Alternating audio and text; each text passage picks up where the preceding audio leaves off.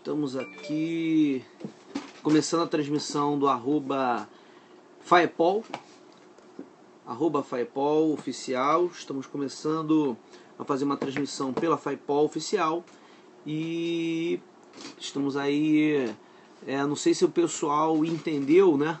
Quando eu fiz a transmissão pelo meu periscope, pelo periscope pessoal, se efetivamente entenderam que era para seguir. Deixa eu acertar aqui, será que era para seguir pelo Faepol, né? Ou seja, galera que aceitou aí o convite, né, que para assistir o periscope sobre a investigação criminal e a lei 13.245, era para entrar aqui, grande Casseb, isso aí, patrão, era para entrar aqui no @Faepol, tá? Então eu não sei se vai dar tempo, eu não sei se todo mundo entendeu, galera, todo mundo ainda se antenando aí com a transmissão pelo periscope, estavam acostumados com o meu pessoal, mas a gente está fazendo a transmissão pelo Faepol, em razão da promoção, na verdade de uma promoção que a gente vai fazer. Professor Montei já está presente, Andréia, estou aqui falando o nome da galera, né? Valeu aí, professor Marcos Montes compartilhando no Facebook, compartilhando com seus seguidores. Obrigado, professor Marcos Montes, nosso professor de penal na Faepol. Show de bola. Bom, Rico Gomes, obrigado, tá mandando aí ver com os seguidores. Gisele, Polícia Civil, Minas Gerais, show de bola. Galera de Minas Gerais, isso aí, show. Tônia Ramos, isso aí. Eu queria saber se a galera aí de qual estado né? Se todo mundo é do Rio de Janeiro, né? Show de bola. Doutor Magalhães, isso aí, galera entrando, show de bola. Bem, Rossandra, Paraíba. Bom, nós vamos ter agora, dia 12 de março, as aulas presenciais, Salvador, Pernambuco, Niterói, Nikit. Show de bola, isso aí, galera. Santa Catarina, show. João Pessoa, Paraíba, Nilópolis, galera de Nilópolis, aí o AB de Nilópolis, um abraço. Rafael, assumindo lá a comissão, né, de Direito Penal com os advogados de Nilópolis. Doutor Rafael, um grande abraço, não sei se está aí, mas a galera tá entrando. Vamos começar. Boa Vista, show de bola. Isso aí, Roraima, isso aí, show de bola. Freguesia, isso aí. Bom, galera, vamos lá, né? Pra gente não demorar muito aqui. Bom, primeiro de tudo, eu quero anunciar que a grande Diego, anunciar que o pessoal que estiver agora assistindo o Periscope, anote o código. A Faepol está fazendo uma promoção. A galera que estiver assistindo o Periscope, vou entrar aqui nas minhas instruções para dar o código certinho para vocês, para depois não ser processado por propaganda enganosa. Bom, quando vocês forem acessar o site da Faepol para fazer a inscrição para a turma de delegado de polícia por Rio de Janeiro 2016, quando você estiver fazendo lá o preenchimento do seu cadastro e inscrição no curso, vai vir uma parte, né, um combo lá, uma área na inscrição de desconto na turma online. Justamente, professor Marcos Montes complementando aí minhas informações, na turma online, ou seja, aquelas pessoas que quiserem assistir o concurso para delegado. Aliás, as aulas para concursos de delegado de polícia no Rio de Janeiro, elas são a parte doutrinária jurisprudencial é toda completa, elas vão servir para qualquer concurso do Brasil. É evidente que a gente faz um direcionamento aqui para o Rio de Janeiro, mas aquelas pessoas de outros estados, que como apareceram, né, Paraíba, né, Salvador, pessoal que está aí, Roraima, pessoal que estiver em outros estados, também apareceu Paraná, se eu não me engano, Santa Catarina. Galera que quiser assistir online, você vai ter aqui a aula, inclusive voltado para o Rio de Janeiro. Quem quiser fazer o concurso para delegado do Rio, Minas Gerais, vai poder assistir a aula direcionada para o concurso daqui e, evidentemente, fazer o concurso, né, do Rio de Janeiro e online. Quer dizer, acho que a melhor coisa que a gente pode ter hoje é a internet para proporcionar uma aula dessa, né? Por exemplo, se eu quisesse fazer um concurso para o Sul e tivesse uma turma online para o Sul, né, Rio Grande do Sul, eu ia adorar isso, porque eu não ia precisar me deslocar para lá, quer dizer, só ia me deslocar só para fazer a prova, né, mas ia me preparar especificamente para aquele estado. Então, galera de outro estado, se inscreve aí no online, a galera aqui do Rio que tiver dificuldade de horário, mas otimiza o horário em outros isso aí, galera. Isso aí, galera.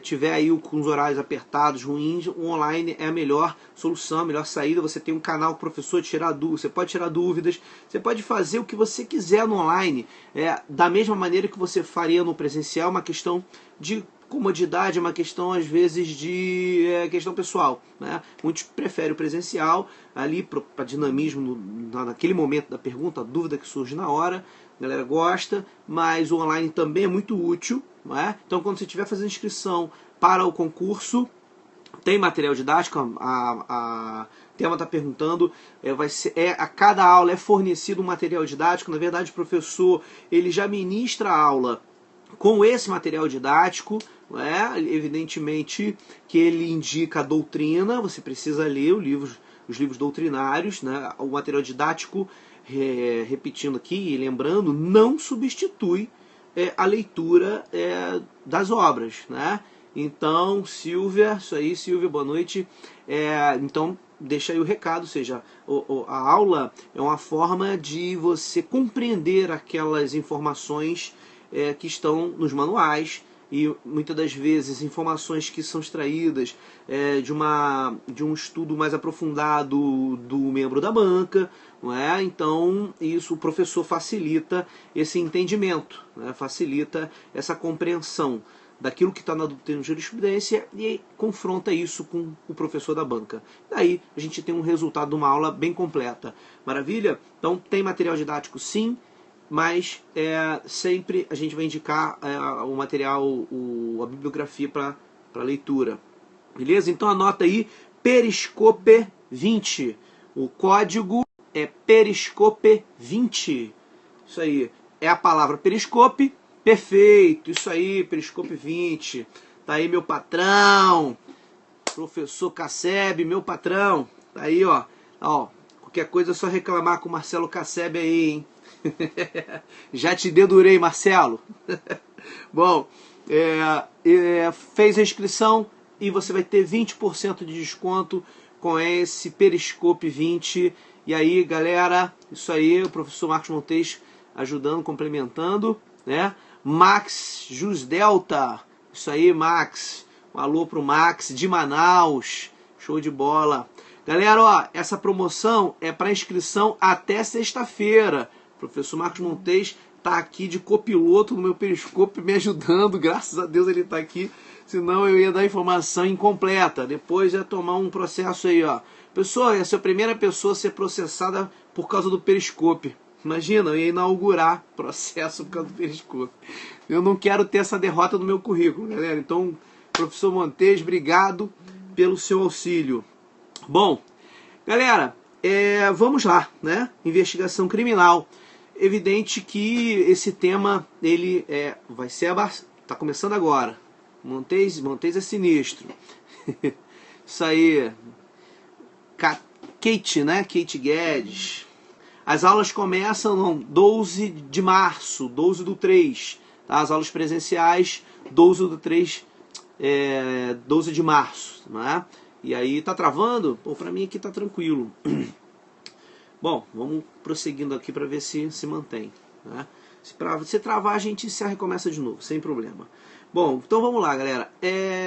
A investigação criminal, evidente que é um tema muito extenso, tem muita coisa para se falar de investigação criminal, mas vou dar um foco pela Lei 13.245 de 1916. Eu já estou falando besteira, de 2016. Né? Isso aí é o trabalho hoje que fez colar as placas, praticamente. Bom, então o que acontece? Na verdade, essa lei ela entrou em vigor 13 de janeiro desse ano e ela alterou o Estatuto da Ordem. Na verdade ela altera a Lei 8.906 de 94, que é o Estatuto da Ordem, no seu artigo 7º, ela inclui incisos novos e altera um inciso, o 14, inclui 21 e inclui outros parágrafos. Inclui alguns parágrafos no artigo 7º. Bom, esse dispositivo, na verdade, ele vem disposto nos direitos do advogado.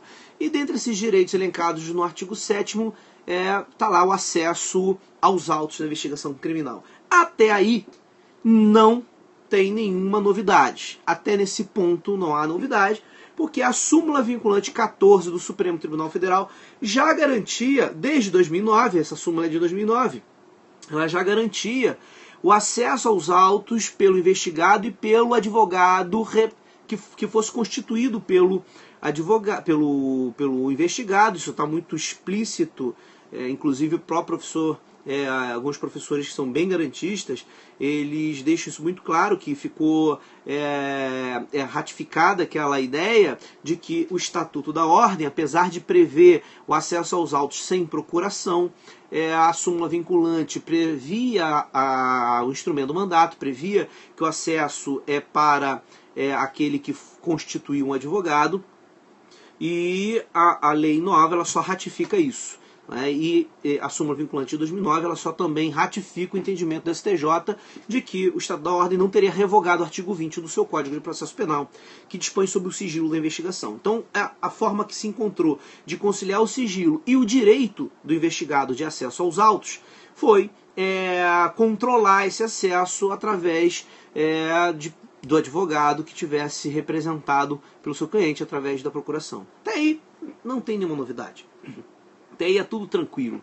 O lance é o seguinte: a 13.245, ela, na verdade, quem quiser procura aí os artigos que eu já escrevi sobre esse tema, entra no Google, escreve lá Ruchester, né? Professor, não precisa botar professor Ruchester, né? Lei 13.245, você vai ver um artigo que já escrevi para o Conjur, para o canal Ciências Criminais. Ontem mesmo escrevi um outro de um caso prático em que eu apliquei a 13.245, né, gerando contornos que ainda não tinham sido mencionados sequer pela doutrina. Quer dizer, é óbvio que a lei está muito recente e você encontra alguns artigos. Por exemplo, o professor Ari Lopes, na sua rede social, na sua rede pessoal, já se manifestou a respeito da lei. Professor Afrânio Silva Jardim, tudo indica que a página do professor Afrânio Silva Jardim seja ele que esteja preenchendo lá, escrevendo sobre os temas, né? Hoje mesmo ele escreveu sobre a decisão recente, uma votação que está ocorrendo nesse momento no Supremo a respeito da execução provisória, não é? Ou seja, da possibilidade de expedição de mandado de prisão para condenações confirmadas pelo Tribunal de Justiça, ou Tribunais Regionais Federais, ou seja, mitigando aí a presunção de inocência, né, criando aí uma nova maneira de interpretar, ou seja, coisas do Supremo Tribunal Federal que você precisa ficar antenado. Não é?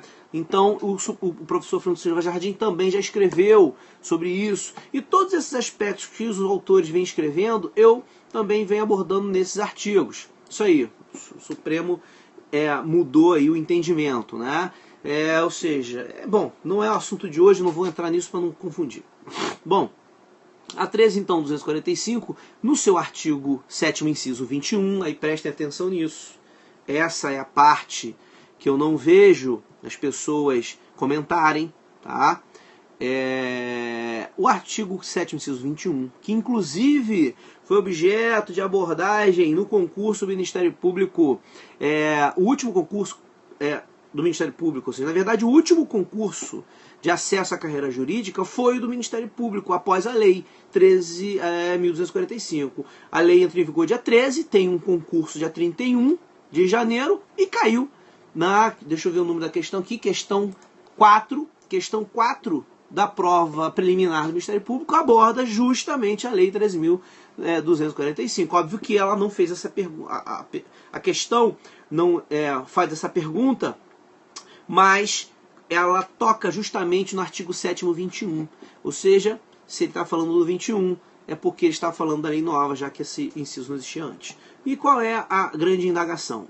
Diz lá o inciso 21. Vou dar uma pequena lida que eu não sei se todo mundo está com a lei aberta, mas eu vou te dar aqui vou te dar um panorama do inciso 21. Presta atenção no que eu vou falar agora. Olha só. Direito do advogado assistir a seus clientes investigados durante a apuração das infrações. E aí pergunta-se, durante a apuração das infrações, quer dizer durante toda a investigação criminal? Vamos prosseguir. Sob pena de nulidade absoluta do respectivo interrogatório ou depoimento. E aí, quando se coloca interrogatório ou depoimento, mantém-se a dúvida que eu acabei de colocar. Porque depoimento, tecnicamente, quem presta é testemunha. Interrogatório é o investigado. Então, o advogado teria direito a acompanhar o interrogatório e as testemunhas, portanto, poderia fazer perguntas às testemunhas, estaríamos inaugurando aí um contraditório, mas que contraditório é esse se eu não tenho pretensão acusatória? Como fica esse contraditório? Ou a pergunta às testemunhas serviriam para um interrogatório posterior? Estaria exigindo essa lei que, por exemplo, a investigação tivesse um critério mais técnico de apuração, ouvisse as testemunhas e, como existe o direito de defesa, o interrogado seria ouvido por último, depois da testemunha ter sido ouvida? Essas são perguntas que atualmente as respostas nos artigos que eu tenho lido são de que a inquisitorialidade não teria sido afastada. Ou seja, não estaria a lei inaugurando um contraditório. Essa é a posição da Auri Lopes, posição da Francisco Jardim. Acredito que a posição também do Marcelo Bastos, que é o membro da banca do concurso para o Ministério Público. E para o professor Nicolite, membro da banca do delegado de polícia do Rio de Janeiro. Não há uma manifestação em artigo a respeito do seu entendimento. Então, vamos aguardar para ver o que ele vai se manifestar. Como ele tem um viés garantista, acredito que a interpretação que ele vai dar vai ser uma interpretação mais favorável ao investigado, porque, como ele mesmo fala na obra dele, provavelmente ele vai dar uma interpretação prospectiva. O que é uma interpretação prospectiva? É uma interpretação para consolidar, efetivar direitos fundamentais. E qual é o direito fundamental que se protege com a assistência do advogado no interrogatório? Com a assistência do advogado durante atos da investigação criminal? O direito à defesa e o direito à não autoincriminação. Então, a presunção de inocência é o viés, é o desenho constitucional que a Lei 13.245 deve ter. Eu estou usando, inclusive, o termo utilizado pela banca para o concurso delegado de polícia do Rio de Janeiro. Certo? Ou seja, esse desenho constitucional, termo utilizado pela própria banca. Então a lei deve ter contornos do nosso desenho constitucional. Vamos prosseguir com a leitura. Até aí está dizendo lá, o advogado tem direito a assistir o investigado durante toda a investigação, sob pena de nulidade respectiva ao interrogatório e depoimento. Quer dizer, se for ouvido o investigado sem assistência do advogado, vai ser entendido como nulo. Essa é uma outra novidade da lei. Sempre se reproduziu a ideia de que a investigação criminal não tem nulidade. Então, óbvio, evidente, que o professor da banca do concurso ele vai ratificar aquilo que ele já vem defendendo no manual de processo penal dele. O que ele vem defendendo? Que a investigação criminal deve adotar os mesmos critérios que um processo administrativo ou um procedimento administrativo ele possui para ser considerado nulo. Segundo o nosso membro da banca, o procedimento de investigação criminal pode sim ser declarado nulo. Inclusive, ele prevê, antes desta lei, a possibilidade de arguição de nulidade de atos da investigação criminal. Ele, inclusive, no livro faz diferença entre irregularidade e o que seria nulidade. E esta nulidade não poderia sequer embasar uma ação penal. Olha como isso é extremamente relevante para o nosso concurso. Evidentemente que o professor da banca ele vai prosseguir com esse entendimento, porque a lei vem justamente ratificar a ideia que ele inclusive incorpora no seu livro, trazida por professor Ari Lopes Júnior. Ele traz até mesmo a referência ao direito administrativo do professor Ari Lopes para poder falar sobre nulidades nos procedimentos administrativos. Maravilha? Então, quando se fala em nulidade, o que eu estou fazendo? Eu estou trazendo para a investigação criminal, agora baseado na lei, a possibilidade de arguição de nulidade. Com a consequência disso, a não utilização, a não aproveitamento do ato nulo para ensejar uma ação penal. Ou seja, a denúncia ou queixa poderá ser rejeitada de plano se baseada em elementos informativos colhidos na investigação criminal que não tiveram assistência do advogado. Agora, mais do que isso, parece que a lei traz também o mesmo efeito, ele transforma essa prova em uma prova ilícita. Por que prova ilícita? Porque isso é uma garantia prevista no artigo 5º da Constituição de que o investigado tem direito à assistência do advogado. Óbvio que se você tem uma informação na investigação que viola essa regra constitucional, todas as informações decorrentes desta violação serão consideradas ilícitas também. E aí consagrando a teoria dos frutos da árvore envenenada. Ou seja, todas as provas derivadas daquela nula, que foi um interrogatório, serão consideradas também nulas. Então, se, por exemplo, sem assistência do advogado, o interrogado indicar uma prova, e essa prova auxiliar a polícia a consolidar responsabilização criminal em cima daquele investigado, considerando o judiciário nulo aquele interrogatório, nulo também será a prova. Testemunha, uma requisição de um determinado documento, tudo isso será considerado nulo, gente. Então, preste atenção. Isso vai ensejar uma mudança de paradigma na investigação criminal. Principalmente para a banca de delegado de polícia do Rio de Janeiro. Maravilha? Então, prosseguindo na leitura. Aí vem dizendo o seguinte, nulidade do respectivo interrogatório ou depoimento e, subsequentemente, de todos os elementos investigatórios e probatórios dele decorrentes ou derivados, o que eu acabei de falar, direto ou indiretamente, podendo, inclusive, no curso da respectiva apuração. Aí, mais uma novidade. Vem dizendo, no inciso 21, a linha A, apresentar razões e quesitos. Quando eu digo que vai apresentar razões e quesitos, amigo, eu crio uma expansão da defesa muito maior do que está previsto no artigo 14 do Código de Processo Penal. Segundo a doutrina, o artigo 14 do Código de Processo Penal é a possibilidade do, por exemplo, investigado ou seu advogado requerer diligências ao delegado que defere ou não. Certo? Só que esse inciso 21, a linha A, diz o seguinte, que vai apresentar razões. Olha, ao meu ver, essas razões serão analisadas da mesma maneira que no final da investigação criminal, depois de colhida as informações, me parece que a lei, garantindo a assistência do investigado ou advogado, vai garantir também a possibilidade do advogado realizar como se fossem umas alegações finais, né? Estou apelidando aqui porque razões finais, ou seja, explicar ali, colocar a versão da defesa a respeito dos elementos informativos. E mais do que isso, quando fala quesitos, gente, são perguntas para perito. Olha só o alcance disso.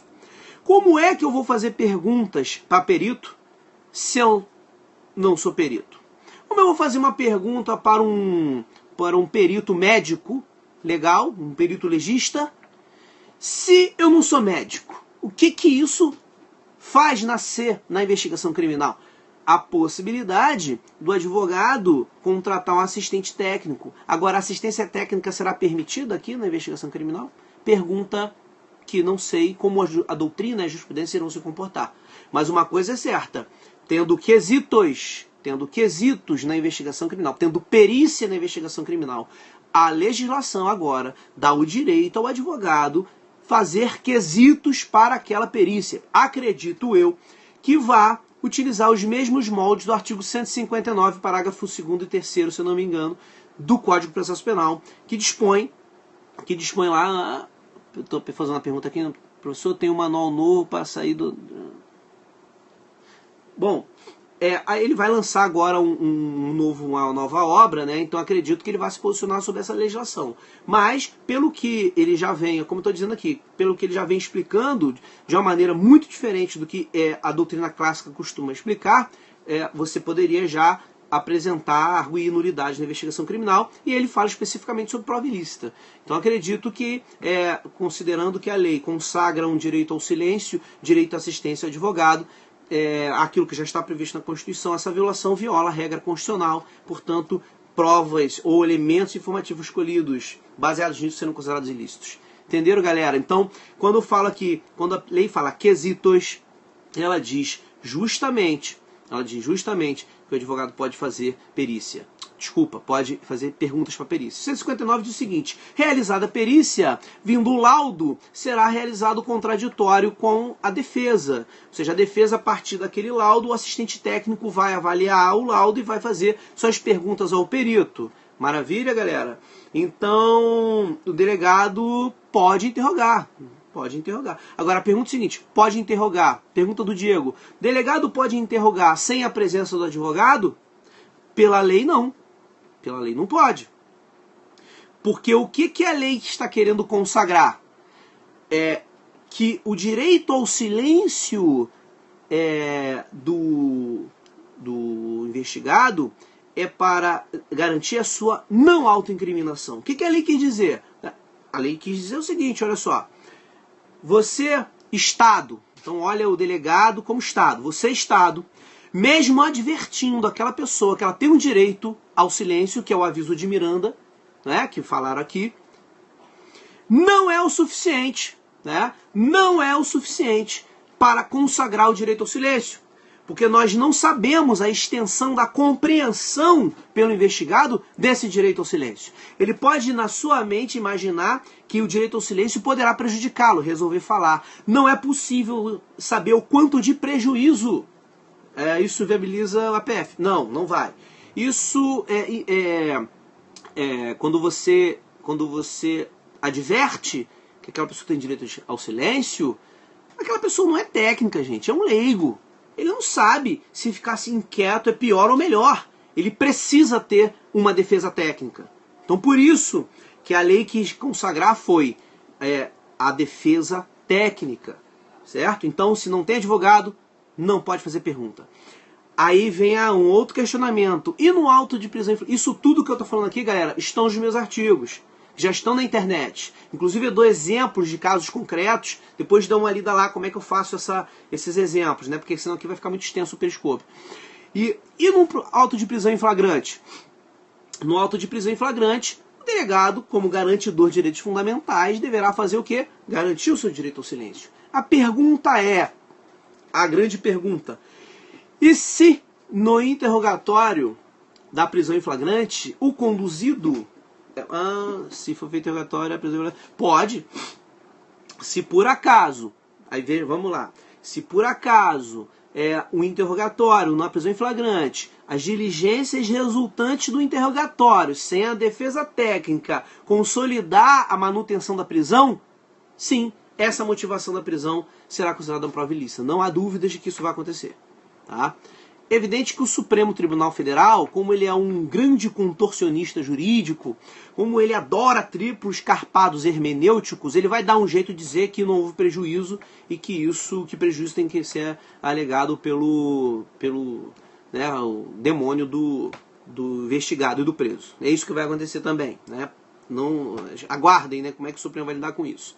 Né? Acabou de ser decidido aqui, tá 7-1 o placar no Supremo, que, quer dizer, reinaugurou-se a execução provisória, pô. Você tá entendendo? Porque os investigados são estigmatizados como demônios mesmo, né? São pessoas do mal, e contra pessoas do mal, o direito penal do inimigo. Então todo esse raciocínio punitivista que hoje o STJ e o STF engendram nas suas hermenêuticas basicamente interpretando quase que uma regra de exceção para essas pessoas. Considerando que, na maioria das vezes, nosso cliente preferencial, o cliente preferencial da polícia, são os Dalits, né? Aquele povo, os intocáveis. Bom, então, pulando aí a brincadeira, essa arguição, galera, esse debate no auto de prisão em flagrante, isso é coisa do inferno, exatamente. Isso não são obras de Deus, então deixam eles lá no inferno, né? Bom, galera, isso vai gerar muito debate ainda, porque é muita coisa que dá para arguir com a Lei 13.245, muita coisa mesmo. Tá? Isso são só alguns principais toques que eu estou dando da Lei 13.245. Há quem diga, inclusive, eu já vi, por exemplo, já li um artigo do Fauzi Hassan e do Afrânio Silva Jardim, alegando que essa lei, se interpretada de maneira garantista, ela vai inaugurar um juizado de instrução na investigação criminal. Ou seja, vai dar poderes, né, vai transformar a fase de investigação em processo, se você admitir contraditório. É óbvio que não. E ainda que fosse, esses elementos informativos escolhidos na investigação criminal, eles param na denúncia. Ou seja, você precisa ter óbvio que precisa ter uma interpretação, depois eu vou pedir para você perguntar de novo.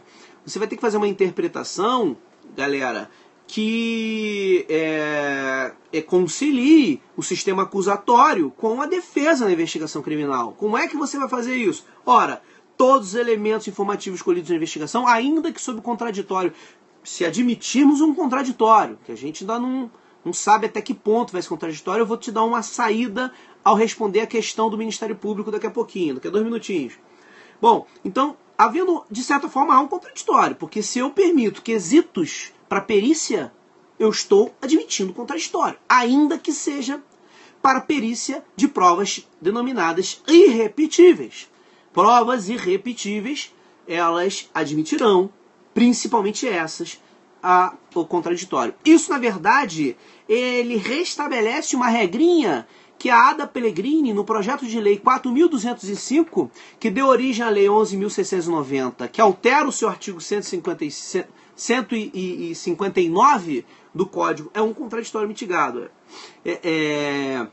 Que altera o 159, que admitia assistência de defesa na investigação, que obviamente isso não passou no Congresso, tem um Congresso, né, que é mais que o mar pegue fogo para comer peixe frito. Como é que você vai querer que um negócio desse seja aprovado no Congresso? Então, isso não foi aprovado no Congresso. Manteve-se a ideia de que assistência técnica só seja realizada durante o processo, mas esse projeto da ADA, ele já previa quesitações na investigação criminal. O que a lei veio foi resgatar esse dispositivo que existia no projeto de lei 4.205, né, que na verdade se transformou na lei 11.690, que evidentemente não abarcou essa possibilidade de assistência técnica na investigação, só no processo. Então a lei 13.245 admite você comparar o processo legislativo e o ideal garantista dos projetos de leis que alteraram o Código de Processo Penal e vinham alterando o Código de Processo Penal desde 2003, não é? Essa é a mentalidade, esse é o ideal, essa é a ideologia, é a lógica da 13.245. Então vocês estão vendo que tem uma história, tá? Há uma historicidade, né? Júlio Maier, grande processualista penal de reconhecimento internacional, diz isso, que você entender um instituto é importante você estudar a sua historicidade. E a assistência técnica, a história da assistência técnica no nosso ordenamento já tentou ser colocado pela própria professora Ada Pellegrini num projeto que ela coordenou de juristas, né, que alteraram o Código de Processo Penal. Alguns projetos não aprovaram, os que aprovaram foram sendo implementados no Código ao longo de 2003, 2008, 2011. Então, galera, isso daí é uma história que vem tentando ser construída pelo espírito mais garantista a respeito das alterações do CPP. Né? Nós concordamos que o Código de Processo Penal ele é autoritário. Agora, identificar esses elementos autoritários é que demandam estudos e a doutrina está aí para tentar fazer isso. Né? Tentar porque o nosso processo legislativo, nosso legislador não deixa, muitas das vezes. Galera, então, isso são os principais pontos, né? Até a presença da defesa técnica, o investigado fica preso Olha, esse detalhe, Cris, de se ficar preso até a defesa técnica, se você fizer isso, você vai dar uma interpretação que deveria ser garantista, que prejudique o investigado, né? Ou seja, você vai fazer uma interpretação retrospectiva, né? Mantendo um autoritarismo do Código de Processo Penal. Então é evidente que se não tiver defesa técnica, o que o delegado vai ter que fazer é simplesmente não colher provas baseadas nas informações colhidas pelo investigado e que aquilo ali redunde numa maior responsabilização criminal. A pergunta por exemplo, suponhamos que o interrogado seja preso dentro de um veículo, sob a alegação de estaria tentando furtar um rádio. Quando ele chega na delegacia, ele diz, não, eu estacionei, é um carro parecido com o meu, eu estacionei ao lado e na verdade eu estava achando que estava dentro do meu carro, né? Bom, ele está alegando, por exemplo, ali um erro de tipo. Como é que, se eu forçar o direito ao silêncio dessa pessoa, por exemplo, se ele tinha um carona, furto qualificado, e aí eu não arbitro fiança, vou manter essa pessoa presa no furto qualificado, e aí eu vou falar, não, meu amigo, eu não posso te perguntar, não posso te interrogar, você não tem assistência técnica, se você alegar isso daí, eu posso anular esse flagrante, como é que eu faço então, numa situação como essa? Ora, é muito simples, se a informação for para beneficiar o investigado, consagra isso no auto-prisão em flagrante. Agora, se for para prejudicá-lo, se for para incriminá-lo, aí você vai fazer o que a lei é contra, que é permitir a autoincriminação, não é? Sem a defesa. Não, o senhor vê... Galera, Defensoria Pública deve atuar no inquérito. O que nós temos é um problema estrutural. Nós não temos uma estrutura de Defensoria Pública que efetivamente atue nas investigações criminais. O correto deveria ser que numa central de inquéritos houvesse um defensor público, principalmente após a 13.245. Percebemos o seguinte, não há interesse no Estado, na verdade, de salvar aqueles que são vítimas, né? Fica meio esquisito falar isso, mas que são, na verdade, elas são vítimas, né, do sistema autoritário e que, infelizmente, você não tem ali um sistema de garantias para aquela pessoa. A Defensoria Pública foi criada para isso, para garantir essa defesa, né, no inquérito. Né? Mas raramente eu vejo, na prática, trabalhassem assim, né? Galera, por que hoje nós não temos os delegados com essa mentalidade, digamos assim? Porque há uma construção histórica de que se o delegado agir dessa maneira, ele estaria agindo como se fosse defesa. Não há isso. O direito da pessoa, o delegado, ele, como garantidor, ele deve permitir, ele deve garantir a regra do jogo constitucional. Ele com isso não está com pretensão defensiva nem acusatória, mas de fato é difícil você ter essa mentalidade sem fazer um estudo profundo sobre os sistemas processuais penais, porque a gente está acostumado a ler os manuais e um aprofundamento ou outro, faz concurso, passa e acabou. Você não se aprofunda mais e o Código de Processo Penal ele praticamente é uma mola propulsora para o autoritarismo. Então você repetidamente vai reproduzir as práticas autoritárias se você não for ou não tiver poder de conter esse poder punitivo. Muitas das vezes é por receio de perseguições. Né? Você imagina se a mídia persegue promotores e juízes quando o assunto é polêmico e eles possuem inamovibilidade, garantias constitucionais que o delegado só possui pela Lei 12.830 e muito mal visto pelo sistema, muito mal visto pela própria administração em geral, né? Entendendo que o Poder Executivo não teria essa garantia, o que eu discordo totalmente. Então, você acaba, na verdade, reproduzindo práticas autoritárias. Esse sentido, a banca... Bom, galera, a banca do Rio de Janeiro possui um sentido garantista. Por exemplo, o professor da banca, Nicolite, diz o seguinte, que a polícia judiciária, quando faz investigação, ela exerce função essencial à atividade jurisdicional. Função essencial à justiça, que isso é um princípio implícito. Bom, se o delegado exerce uma função implícita, função essencial à justiça, para eu garantir justiça, eu preciso dar garantias a essa função de inamovibilidade, né? de não avocações de inquéritos, de transferências infundadas para, de forma indireta, tolir a investigação ou frear a investigação. Então a 12.830, preste atenção nessa lei, importante para o seu concurso, ela serve justamente para dar esse viés constitucional. Apesar de ser uma lei infraconstitucional, eu defendo em artigos já escritos e obras publicadas, de que trata-se de uma norma, em palestras, inclusive estão pelo YouTube, que essa norma ela é materialmente constitucional, porque ela consagra esse princípio de função essencial à justiça. E a justiça começa na investigação criminal, justamente, 12.830. Começa na investigação criminal. É ali que você delineia os contornos da responsabilização criminal. E considerando que você tem provas que são irrepetíveis, a maneira com que o delegado gere a prova irrepetível, ela vai fortalecer ou não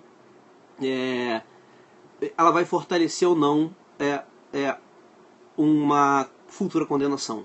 O Diego falou, ele não reconhece o delegado natural, porque ele não reconhece também o princípio do promotor natural. Então, assim, ele segue uma certa coerência com relação ao raciocínio dele. Ele também entende que não, mas as razões que ele compreende que não existir promotor natural são outras, até semelhantes ao do delegado, certo? Que faz parte do Poder Executivo, e ali deve haver uma hierarquia entre os órgãos executivos. Então, por isso, o princípio do promotor natural e do delegado natural não seriam compatíveis. Mas acredito que no futuro ele vai rever esse posicionamento. De qualquer maneira, ele entende o seguinte, que se tiver resolução definindo as atribuições do promotor, as alterações podem ser feitas via atos administrativos, ou seja, de qualquer maneira, não há o promotor natural, mas deve haver respeito a um devido processo legal de que os atos administrativos devam ser respeitados. Então, por exemplo, poderia funcionar paralelamente ao delegado de polícia. Mas essas modificações de atos administrativos seriam muito mais flexíveis do que seriam para o juiz, obviamente. Bom, galera, então esses são os principais tópicos. Deixa eu agora para a prova do Ministério Público. Eu gostaria de saber se alguém tem mais uma pergunta antes de ir para a prova do Ministério Público. Bom, vamos lá. Eu estou meio resfriado, vocês me perdoem. Estou recuperando aí de um resfriado, esse tempo esquisito. Bom, na verdade, Fred, quando você garante direitos do investigado, isso não impede que sejam garantidos também direitos às vítimas. Na verdade, são proteções que coexistem. E agora, o que se preconiza na investigação criminal, o fim da investigação criminal e do processo penal é uma responsabilização criminal. E quando se fala em responsabilizar alguém, consequentemente, de retirar privar a sua liberdade e responsabilização criminal, não há, já vou te responder, Kelly, não há aí uma proteção. Na verdade é o seguinte, depende do caso, você não pode generalizar isso. Por exemplo, a proteção deficiente quando você cria uma ação penal pública condicionada para estupro com resultado morte e lesão grave, você pode discutir proteção deficiente, mas com relação aos mecanismos de persecução criminal. No curso dessa persecução criminal, eu preciso garantir direitos fundamentais do investigado, porque não interessa à sociedade, por exemplo, culpar um inocente. Compreende? E são as garantias de defesa e de contraditório que vão lhe permitir, como Estado, responsabilizar a pessoa certa. Então, ao mesmo tempo que eu crio um mecanismo de proteção à vítima, que é permitir uma perseguição automática sem precisar da sua representação, eu preciso garantir ao investigado ou ao réu direitos ao contraditório e ampla defesa. São coisas que funcionam paralelamente, compreende? O fato de eu estar garantindo não são dúvidas totalmente pertinentes. Por exemplo, só para concluir o raciocínio, o fato de eu estar permitindo um meio garantista não significa que eu tenho que excluir a vítima desse processo de proteção. Maravilha? Entendido? E mais um detalhe, que eu acabei perdendo aqui um pouco o raciocínio. Mas vamos lá. Seguindo aí o material, né? Possível PF sempre na defensor. Bom, essa pergunta que a Carmen está fazendo, eu já até falei aqui, mas vou dar uma repetida. É possível sem fazer o APF sem um defensor, só que você não vai poder explorar as perguntas, porque a lei entende que é insuficiente a advertência feita pelo Estado do direito ao silêncio. É importante a defesa técnica, até porque, a meu ver, no APF poderia o defensor fazer perguntas para as testemunhas, para depois permitir que ele exercesse defesa na prisão em flagrante. Como é que você exerce defesa sem saber o que as pessoas estão falando de você? Então, é quase que uma conclusão lógica se permitir perguntas às testemunhas no auto de prisão em flagrante, para você saber que forma aquela pessoa vai poder se defender no APF, né? Agora, desde que tenha defesa técnica. Se não tiver defesa técnica, né, o que vai acontecer? Aquela pessoa pode ser levada a um engano. Não que o Estado vá fazer isso, mas a sua própria vulnerabilidade psíquica de condição de capturado, de preso, não lhe permite pensar de maneira racional. Ele vai agir de maneira passional. Isso vai comprometer a sua defesa. Se o preso não possui. Então, se o preso não possui defensor, o delegado deve fazer é consagrar o seu direito ao silêncio. A não ser que ele tenha algum álibi, algum elemento que, por exemplo, auxilie para a sua não responsabilização criminal. Isso é útil até para o delegado, porque o delegado ele não vai querer prender quem não é o responsável. Então se ele fala, na verdade estão me enganando, na verdade estão enganadas as testemunhas, eu não sou a pessoa, fulano de tal, que elas estão apontando como autor do roubo, saiu correndo para uma outra rua. Aí vai a viatura, vai lá, pega uma outra rua e acha uma outra pessoa. A vítima da delegacia desfaz o mal entendido e aponta essa segunda pessoa. E aí? Eu teria ajudado, esse interrogatório sem assistência, teria ajudado o preso? Teria. Então, nesse ponto, você pode consagrar essa defesa. Agora, se ele faz prova contra si mesmo, o delegado não está garantindo o direito à não autoincriminação. E para que isso não seja considerado nulo, teria que estar presente com o advogado. Diligências urgentes que não dependam de manifestação do investigado. Galera, muitas das vezes, isso pode ter certeza, no auto de prisão em flagrante, o que norteia as suas diligências são as testemunhas que estão ali, os policiais que capturaram a pessoa e a vítima. A vítima aponta as coisas. Não é? O investigado, muitas das vezes, ele vai falar coisa para se defender. Ele não vai facilitar a prova, a não ser que ele seja enganado. E aí, se você engana a pessoa a se autoincriminar, isso também é inconstitucional. E o Supremo STJ tem diversos julgados, habeas corpus, anulando processos em que o investigado foi enganado na investigação criminal. Ele foi induzido a falar contra ele mesmo, né, por não ter sido advertido ao direito ao silêncio. Então, a gente não pode esquecer, galera, que o investigado, o réu, ele não é um objeto da investigação, ele é um sujeito de direitos. E não há nenhuma prova, ele não é a prova. Ele não é a prova. Ele não é objeto de prova. Então, cabe à polícia, o Estado, se instrumentalizar de maneira a ter mecanismos de investigação mais eficientes. Compreende? Você não pode depositar uma investigação criminal exclusivamente naquilo que o investigado tem que falar. Até porque ele pode mentir. Então, quem garante que aquilo ali seja verdade? Ele está fazendo uma delação premiada. Quem garante que aquela pessoa que ele está apontando efetivamente praticou o crime? Então, tem outros questionamentos que a gente pode fazer. Né? Não pode produzir contra si próprio, contra si mesmo. Então, exatamente, essa é a ideia da coisificação do homem, né? Da fórmula objeto de Turing, não é? Que o professor da banca narra no livro dele como um roteiro para identificar violações à dignidade da pessoa humana. Então, evidentemente, isso cessa a possibilidade de transformar o investigado no objeto da prova. Então, a sua prisão, ela só vai ajudar se ele puder falar, mas ele só pode falar se for voluntário e se ele tiver ciência de que ele está se autoincriminando. E para garantir que ele não está se autoincriminando de uma maneira enganosa, não porque a polícia enganou, mas porque ele está enganado com relação ao silêncio, o advogado tem que estar presente. Isso aí é um contorno e o desenho constitucional que temos que dar a 13.245. O advogado pode fazer perguntas ao investigado na nova lei? Acredito que sim. Ele pode fazer quesitos para o perito. Então, ele poderia fazer perguntas, sim, para o investigado, para o preso em flagrante. Para mim não há nenhum óbice nisso. Não há. Né?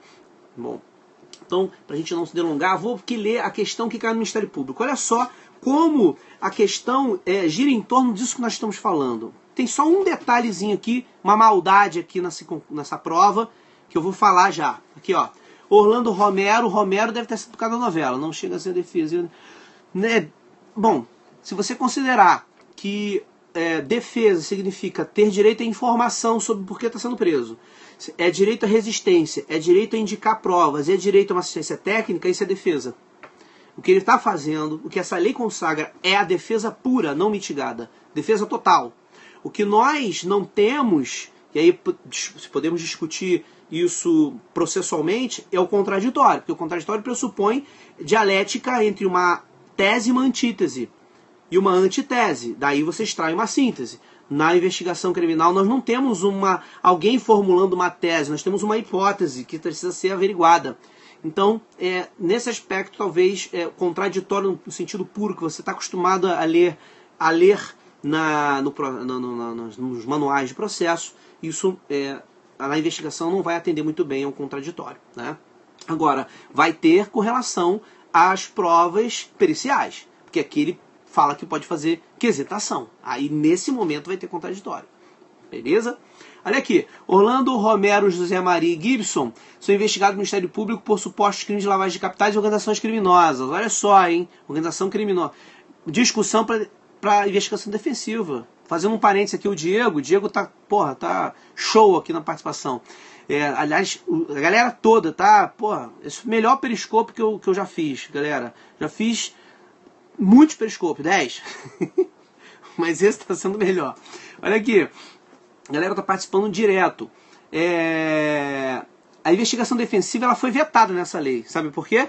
Porque a linha B do inciso 21 diz lá, havia possibilidade de requisição pela defesa.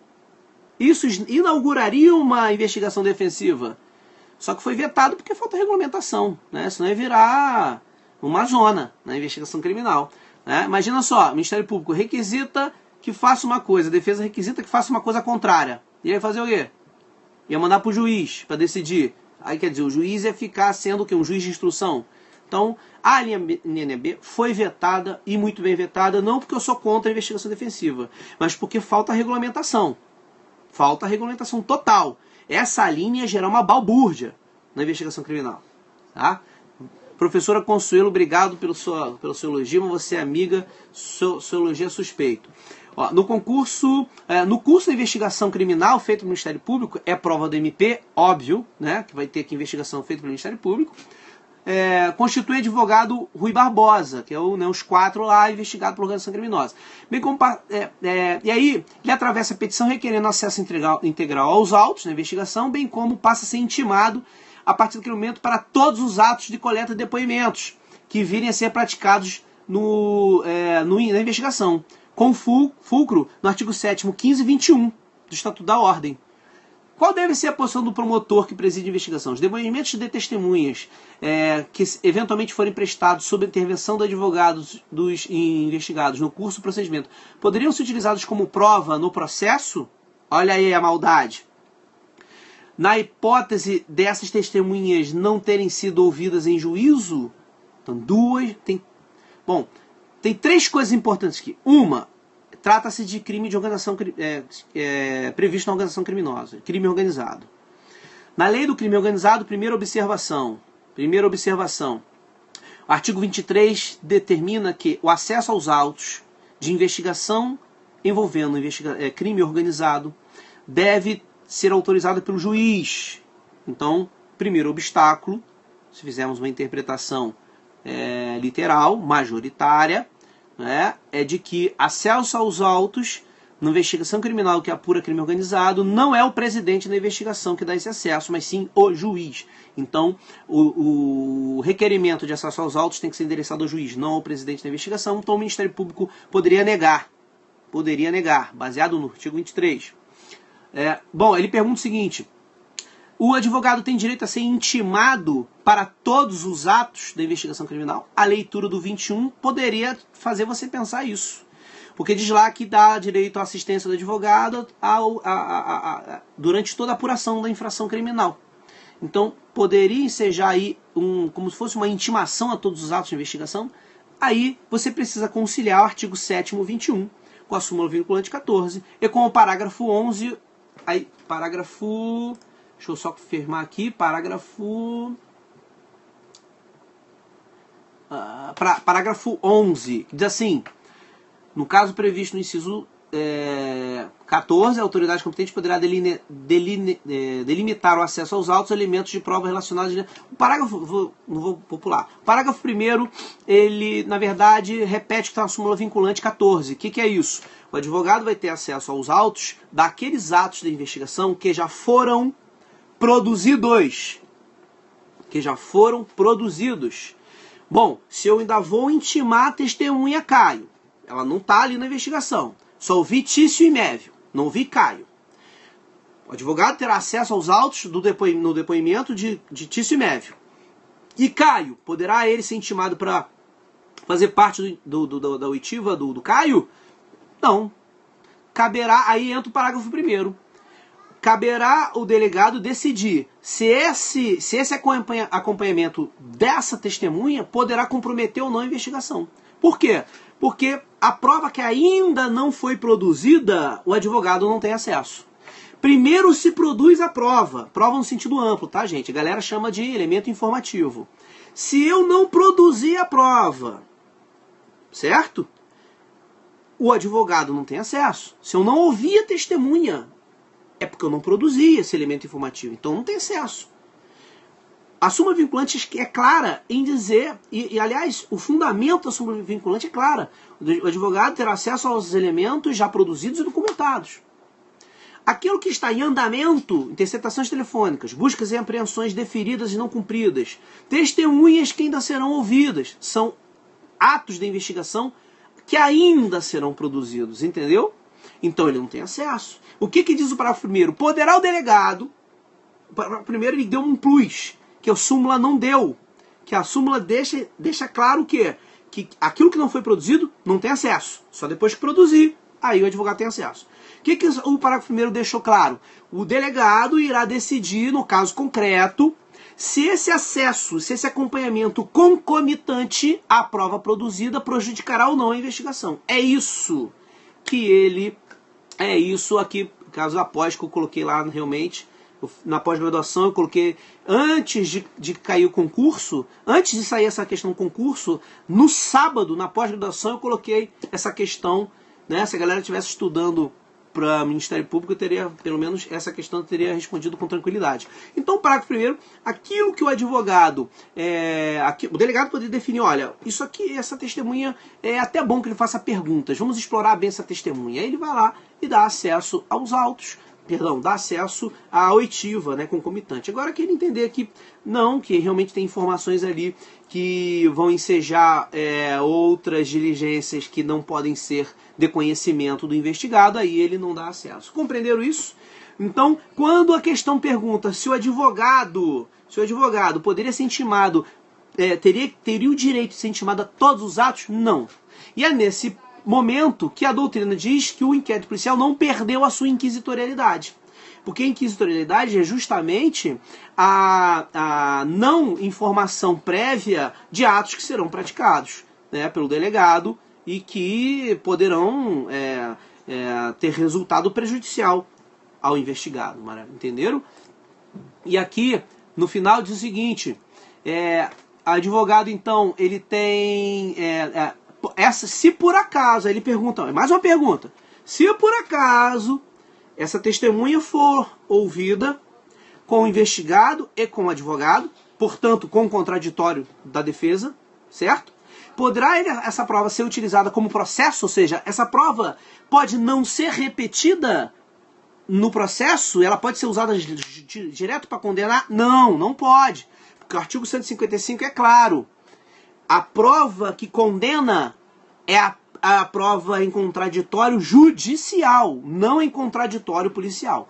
Ainda que se admita esse contraditório, e ainda que se diga que isso é contraditório, ela não pode ser utilizada como prova para condenar. Porque o 155 é muito claro que a prova da instrução processual é aquela em contraditório judicial e, portanto, sendo um contraditório policial, não vai poder ser utilizada para condenar, mas pode ser utilizada para absolver, na absolvição sumária, claro, o 155 veda a condenação, cuidado, a menos que sejam provas irrepetíveis, mas, né, Cris está falando aqui, beleza, mas a prova testemunhal não é irrepetível, beleza? A prova testemunhal é prova que se repete.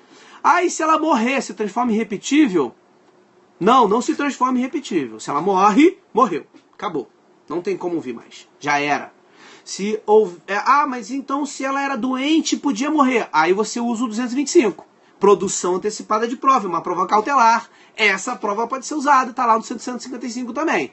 Não, os elementos informativos escolhidos nos autos não podem ser usados para condenar, exclusivamente, salvo as irrepetíveis, provas cautelares e as antecipadas. Então tá lá, no 155. Entenderam, galera? Bom, eu me alonguei demais aqui nesse Periscope, mas foi para inaugurar, o nosso @Faiapol. Então eu preferi explorar um pouco mais e espero que vocês tenham gostado. Valeu! Aproveitem aí o desconto, façam inscrição até sexta-feira, prova a questão presencial. As aulas presenciais começam dia 13 de março, né? E a online também está em andamento. Vai começar uma outra online agora, né? Terminou uma online, vai começar outra. E o desconto é para online. 20%, tá? Periscope 20. Quem não anotou, Periscope 20 é o código do desconto no site da inscrição para Deupol Online 2016. Galera, muito obrigado, adorei esse Periscope, toma vitamina C, valeu, mano. Tem que ingerir, né, uma vitamina C, pode deixar. Bom, galera, valeu, professor Marcos Montes, obrigado, professora Consuelo, quem não pôde assistir aí, a gente sabe muito bem, não tem previsão de prova, a gente sabe muito bem que saiu esses dias aí que está confirmado o concurso, tá? Obrigado, a Thaísa, né? Valeu, Thaísa. Obrigado aí. Josi.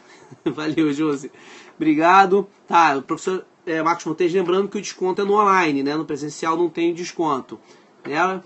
Valeu, galera. Obrigado. Compartilhem com seus amigos.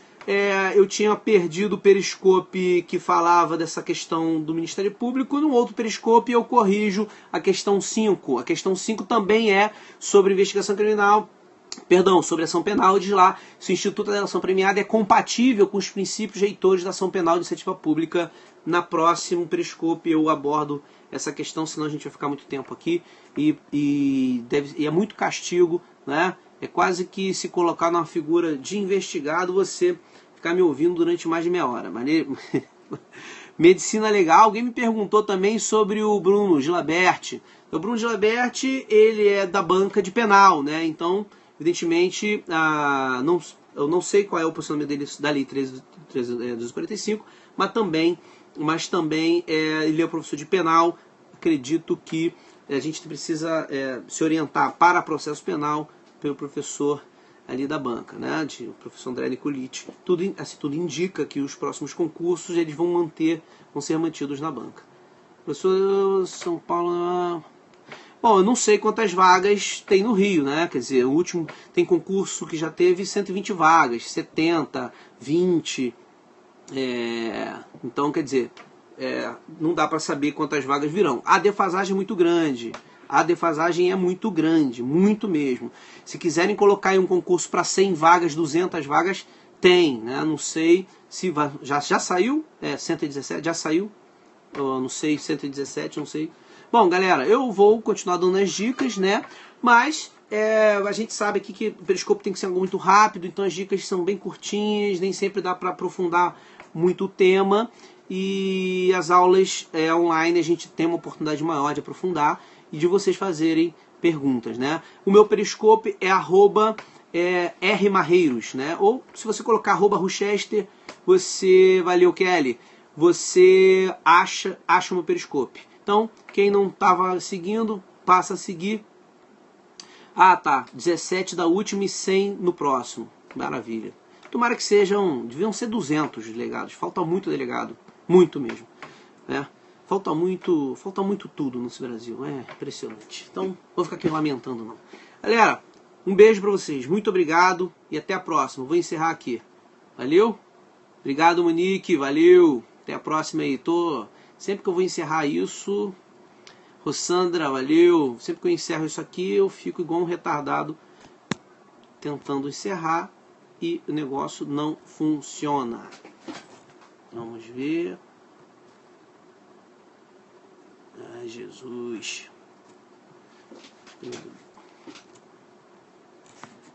É isso aí.